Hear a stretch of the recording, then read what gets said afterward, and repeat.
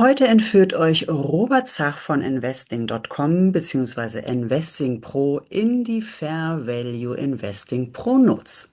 Hallo, mein Name ist Nicola von Börse und Co. einfach erklärt und nun wünsche ich euch ganz viel Spaß. So, dann herzlich willkommen zurück hier auf dem Kanal von Nicola und Andreas. Mein Name ist Robert und wir beschäftigen uns ja jetzt schon seit einigen Wochen auch mit dem Tool von Investing.com und dazu gehöre ich eben Investing Pro, unsere Analyseplattform, und wir machen da jetzt auch ganz einfach mal weiter. Wir hatten ja im ersten Video hatten wir uns an sich erstmal mit Investing.com beschäftigt, ne? Da haben wir uns mal so die grundlegenden Funktionen angeguckt, was alles so kostenlos möglich ist. Das werden wir auch in späteren Videos dann letztendlich noch ein bisschen vertiefen. Ja, also sprich tatsächlich, wie legt man eine Watchlist an? Wie exportiert man sein Portfolio von seiner Bank als CSV-Datei und überträgt es dann eben hier zu investing.com? Ja, dass man halt einfach jederzeit relativ simpel dann auch sein Portfolio im Blick hat. Ne, ich mache das jetzt beispielsweise auch so, vor allem Vorteil, ne, wir haben ja auch die iOS-App und die Google Play-App, also für Android. Ne, und da kann man dann auch ganz einfach seine Portfolios letztendlich jederzeit checken, ohne dass ich mich jetzt großartig in meinem Bankaccount mit Face ID oder dergleichen anmelden müsste. Ist halt noch ein Ticken einfacher, würde ich jetzt mal ganz einfach behaupten. Ne? So mache ich zumindest.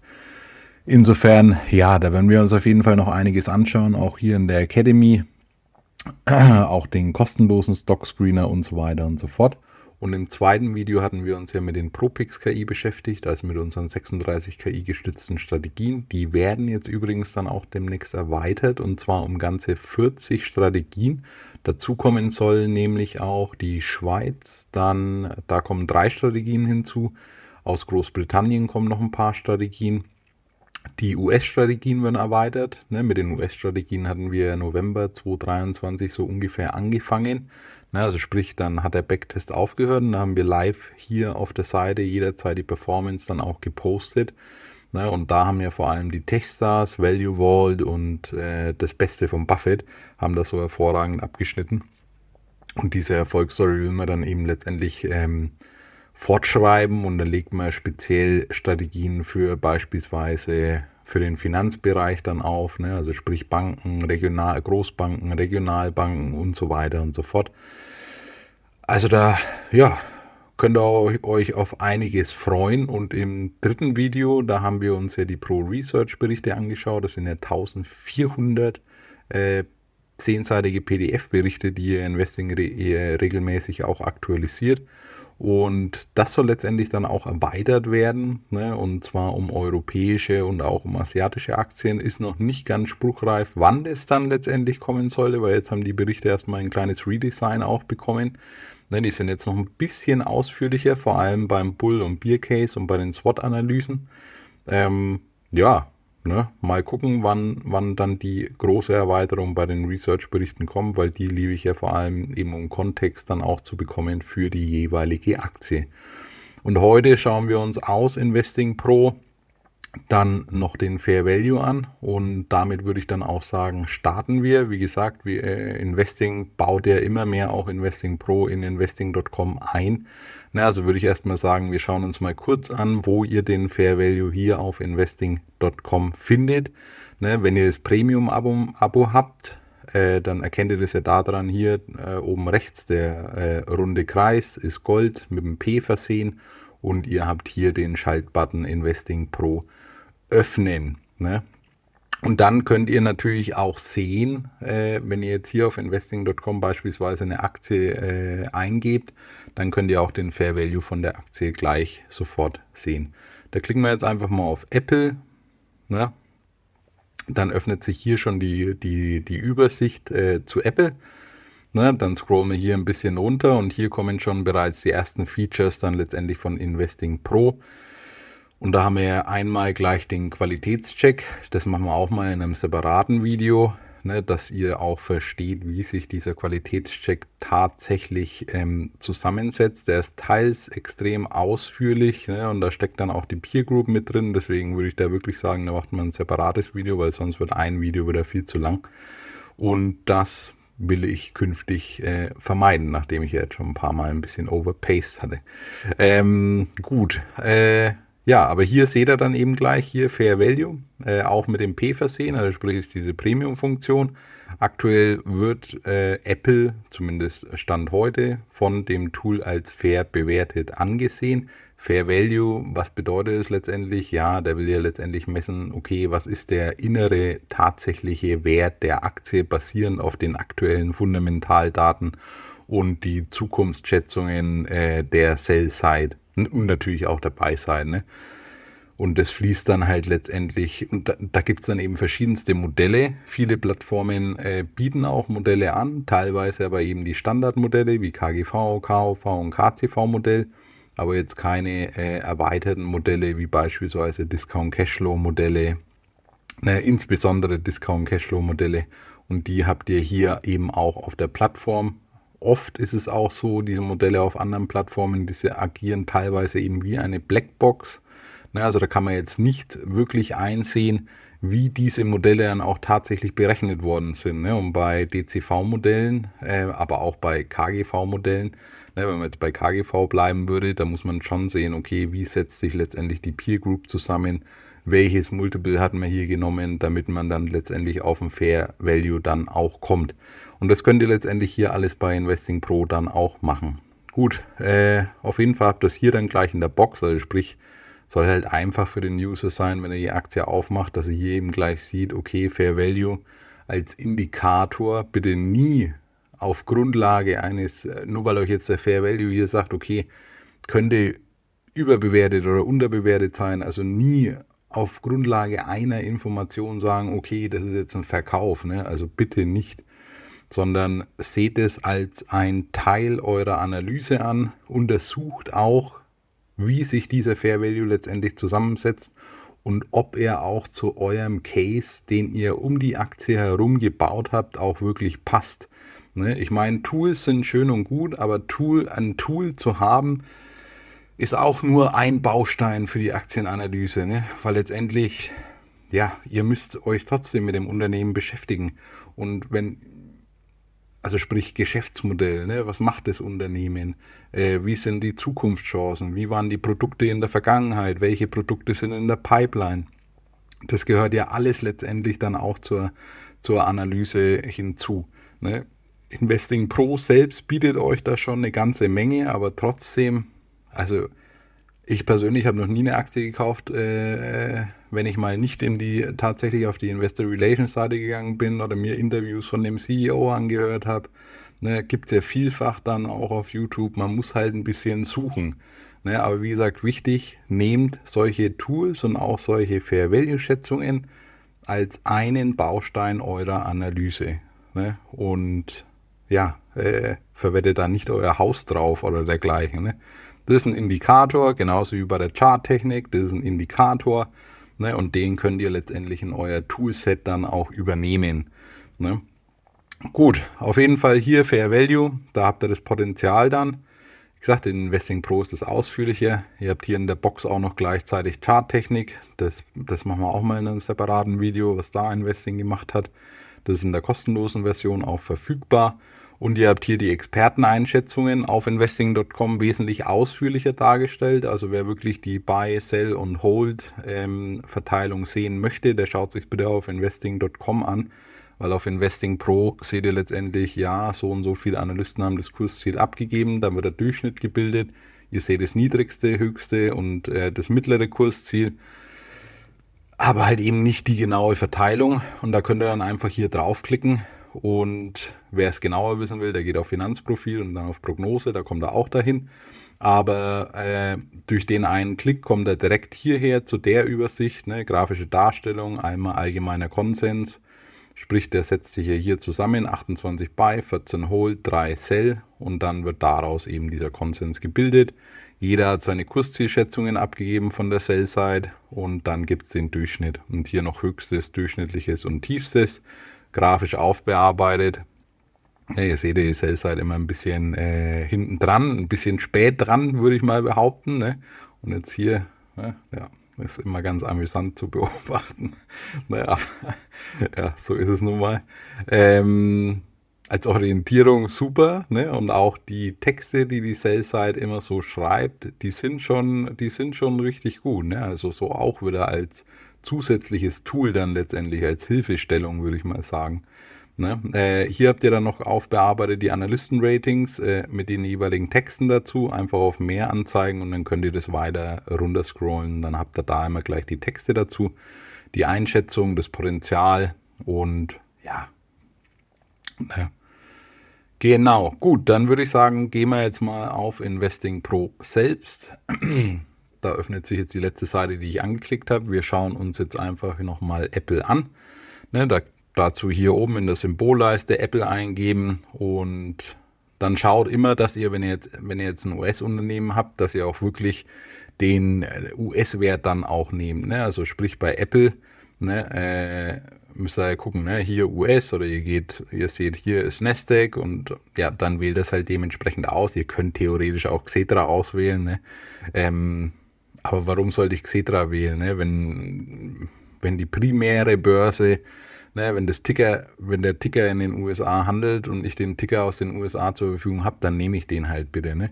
Und dann seht ihr das eben hier schon. Hier gibt es ja auch wieder diese Pro-Research-Berichte. Ihr könnt die Aktie zur Watchlist hinzufügen. Ihr könnt hier auch die Berichtswährung oder Handelswährung ändern. Jetzt hier ist es standardmäßig bei Apple natürlich auf US-Dollar gerichtet. Und ja, dieses Dashboard habt ihr letztendlich für jede einzelne Aktie, die es hier bei Investing Pro dann auch gibt. Das ist immer so aufgebaut. Ihr könnt aber hier diese einzelnen Boxen in der Übersicht, könnt ihr dementsprechend anpassen, wie ihr das letztendlich möchtet. Ne, ich habe mir das damals halt eben so angepasst, aber wer es anders haben möchte, der kann das gerne tun. Und zu jeder einzelnen Box gibt es auch hier dann eben eine ausführlichere ja, Darstellung letztendlich. Wir beschäftigen uns ja heute mit dem Fair Value, das ist hier diese Box. Ne? Und ja, das ist eigentlich relativ selbsterklärend. Ihr habt ja hier den Durchschnitt gebildet. Der Durchschnitt des Fair Values wird aus diesen 14 Modellen gebildet. Insgesamt haben wir 16 Modelle. Ihr werdet aber bei den meisten Aktien werdet ihr 14 Modelle sehen. Diese plus 2 Modelle, die gibt es zum Beispiel für spezielle Bewertungen, wie jetzt zum Beispiel bei REITs, ne, oder auch bei Banken. Da werden teilweise auch andere Bewertungsverfahren, gibt es dann da eben noch und deswegen sagen wir oder bewerben wir es letztendlich mit plus 16. Aber bei vielen Aktien, die ihr jetzt dann auch regelmäßig bewertet, kennt, ne, da werden es 14 Modelle dann eben auch sein. Gut, auf jeden Fall dieser Durchschnitt, der bildet sich hier aus diesen 14 Modellen. Die Downside ergibt sich natürlich im Vergleich zum Kurs. Die Unsicherheit, das soll letztendlich aussagen, ja, mit welcher Unsicherheit ist denn dieser faire Wert letztendlich behaftet. Das resultiert aus der Gewinnstabilität, Umsatzstabilität aus der Vergangenheit und auch wie viele Schätzungen die Sell-Side zum Beispiel für die Zukunft auch abgegeben hat und wie viele Schätzungen wir hier auf der Plattform auch haben. Wir bekommen ja die Daten, die Rohdaten von S&P Global, FactSet, Morningstar.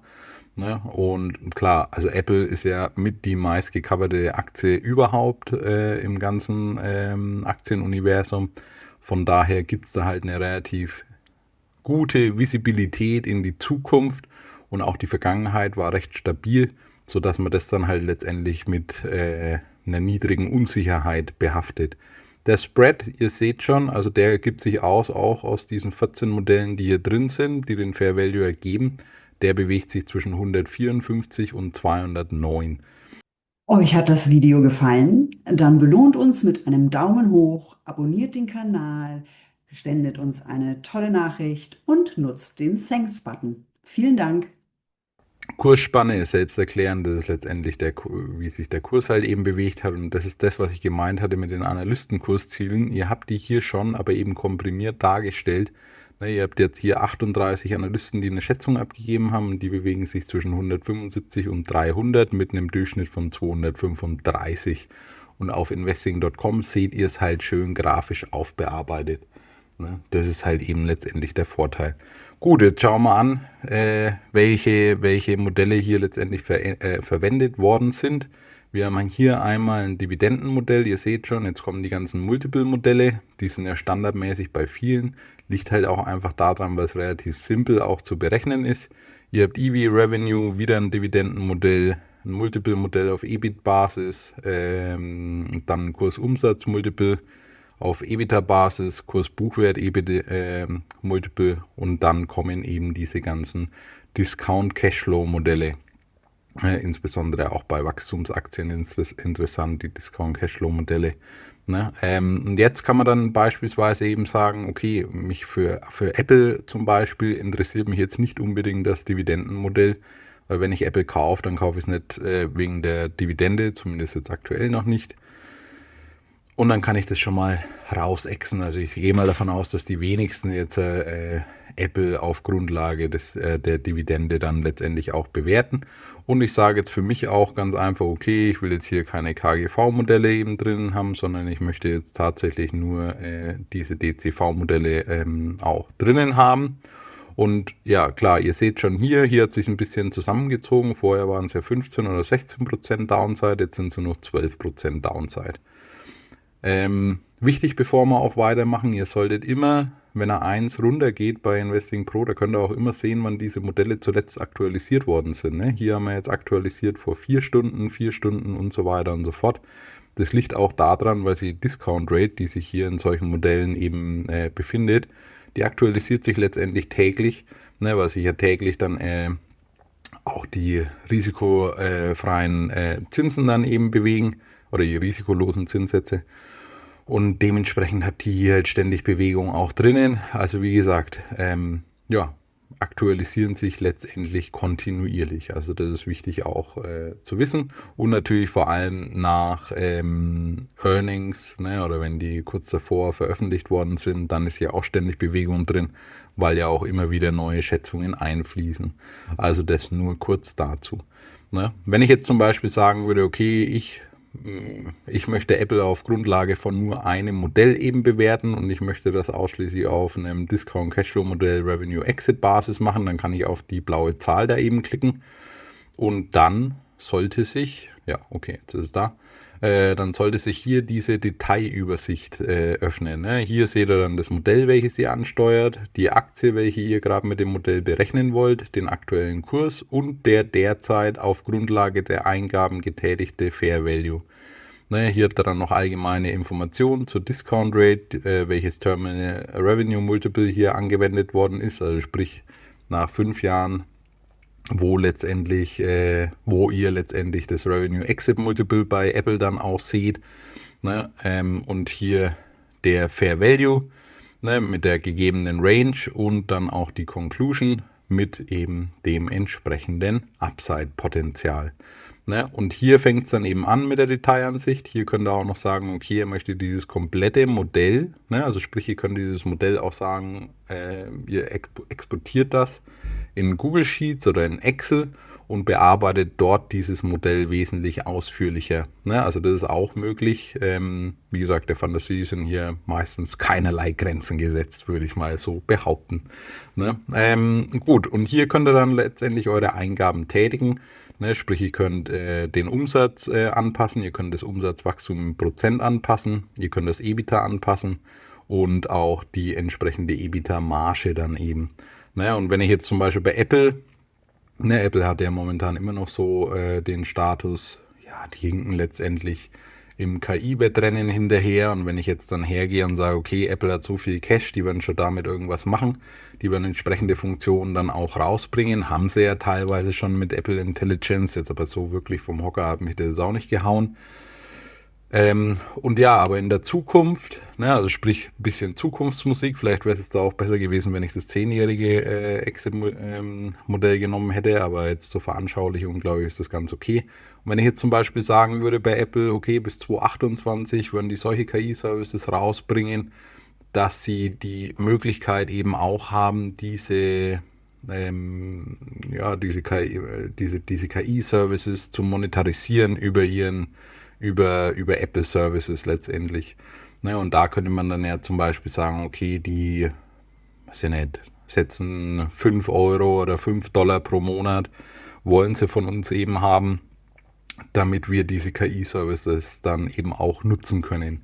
Ne? Und dann könnte ich hier dieses Modell entsprechend anpassen. Entweder ich passe jetzt hier nur die Umsatzwachstumsrate ab 2028 an oder ich verteile es dementsprechend gerecht. Das ist jetzt eigentlich gleich, aber ich passe das meinetwegen an und erwarte, dass dadurch das Umsatzwachstum gegebenenfalls vielleicht auf 11% hier dann ab 2028 anzieht und hier auf 2029 vielleicht auf 15%. Wie gesagt, das sind jetzt nur fiktive Zahlen, ne? Also jetzt nicht für voll nehmen.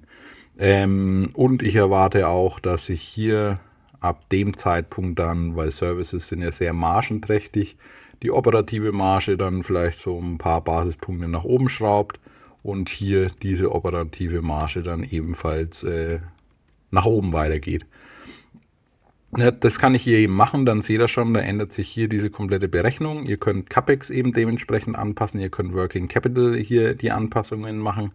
Natürlich auch das gleiche für Abschreibungen. Ihr könnt aber auch die Tax Rate anpassen. Wenn ihr beispielsweise sagt, okay, Donald Trump setzt die Steuern extrem noch runter, ne, dann erwartet ihr, dass Apple künftig nur noch einen Steuersatz von 14 nimmt. Hier könnt ihr dann auch sehen, was war denn die effektive Tax Rate so in der Vergangenheit. Ne? Und dann könnt ihr es dementsprechend anpassen.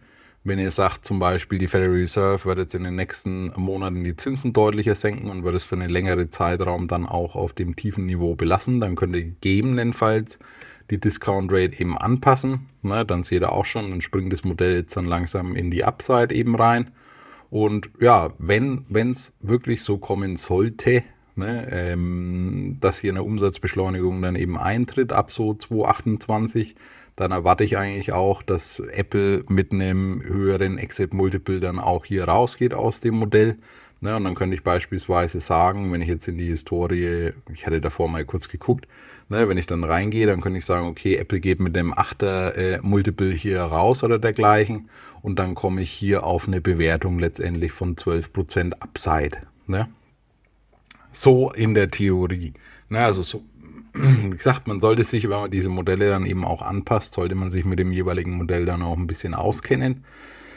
Man sollte wissen, was man da eben ändert, aber ja, ihr habt hier volle Transparenz, also ihr seht, was in diese Modelle eingetragen ist und wenn euch irgendwas nicht schlüssig ist, dann könnt ihr das dementsprechend auch anpassen oder wenn ihr komplett andere Erwartungen an das Unternehmen habt. Ja, ja, und das macht halt dann doch so einen gewissen Unterschied dann auch aus. Ne? Genau. Ja, und ich würde mal sagen, das war es eigentlich soweit hier zur Funktion des Fair Values. Ne? Ihr könnt ja, wenn euch das dann auch wirklich interessiert, ne, und wenn ihr sagt, okay, ihr möchtet dann zukünftig damit arbeiten, dann erhaltet ihr ja über der Nikola ihren Coupon, der unten auch in der Beschreibung gepostet ist, bekommt ihr Investing Pro ein bisschen günstiger noch zusätzlich. Aktuell haben wir 45% Rabatt. Ne, wenn ihr dann zum Beispiel hier auf die Landingpage dann auch draufklickt, ne, oder eben direkt über den Link, der sieht dann eben ein bisschen anders aus, dann kommt ihr zu so einer Landingpage, da klickt ihr einmal drauf, jetzt KI-Picks holen, dann könnt ihr hier auswählen, ihr könnt unterscheiden, also ihr könnt wählen zwischen Pro und Pro Plus. Ne? Grundsätzlich ist es so, wer einmal so eine Aktienanalyse im Monat macht, ne, und ja, sich jetzt nicht total da reinfuchsen möchte, dem reicht eigentlich Pro, würde ich schon immer sagen. Sagen wir, wenn man jetzt ein bisschen was Exklusiveres eben haben möchte, mit allen Funktionen von Investing Pro, ne, dann greift man eben doch auf Pro Plus zurück, allen voran jetzt, weil ich hier über 1200 Kennzahlen zur Verfügung habe. Ich habe alle KI-gestützten Strategien hier zur Verfügung. Und ich habe 500 Vern AI-Anfragen. Das habe ich halt hier. Hier habe ich lediglich 50 Vern AI-Anfragen. Ich habe nur Zugriff auf 7 KI-gestützte Strategien. Und das ist eigentlich so mit die größte Downside. Ne? Ich bekomme dann auf Investing Pro eigentlich ständig irgendwelche Hinweise, dass ich upgraden muss. Ne? Und also mich würde das schon ein bisschen stören. Ne? Aber ja gut, jedem das seine letztendlich. Bei Pro Plus habt ihr dann eben noch Zugriff auf das Dividenden-Widget und auf das Earnings-Widget.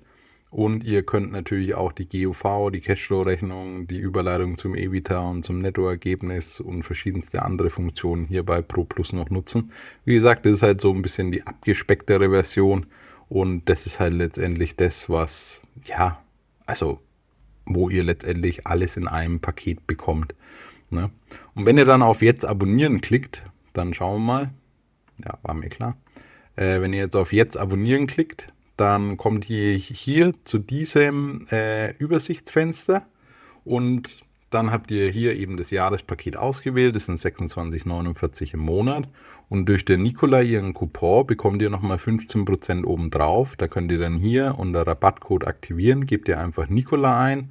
Oder wenn ihr auf den Link in der Beschreibung geklickt hattet, dann wird es automatisch angewandt, aber ich würde trotzdem immer noch mal kontrollieren, dass das hier dann auch aktiviert ist. Und hier tippt ihr dann auf Eingabe. Gott sei Dank. Äh, dann wurden hier nochmal zusätzlich 47 Euro abgezogen und dann sind es halt 270,20. Ne? Und ja, damit wäre dann letztendlich auch startklar. Ja, dann bedanke ich mich auf jeden Fall für eure Aufmerksamkeit, wünsche euch noch eine schöne Woche. Wenn euch das Video gefallen hat, dann gebt mir bitte einen Daumen nach oben. Hinterlasst mir auch einen Kommentar, gebt mir wirklich gern Feedback, was ihr das nächste Mal hören möchtet, was ihr sehen möchtet. Ich versuche es dann dementsprechend dann auch zu präsentieren. Wir können hier das relativ interaktiv machen und ich bin da auch relativ spontan. Also ich brauche da jetzt keine großartige Vorbereitung. Und ja, dann können wir das letztendlich auch so durchziehen. Ne? In dem Sinne wünsche ich euch noch eine schöne Woche. Also, tschüss.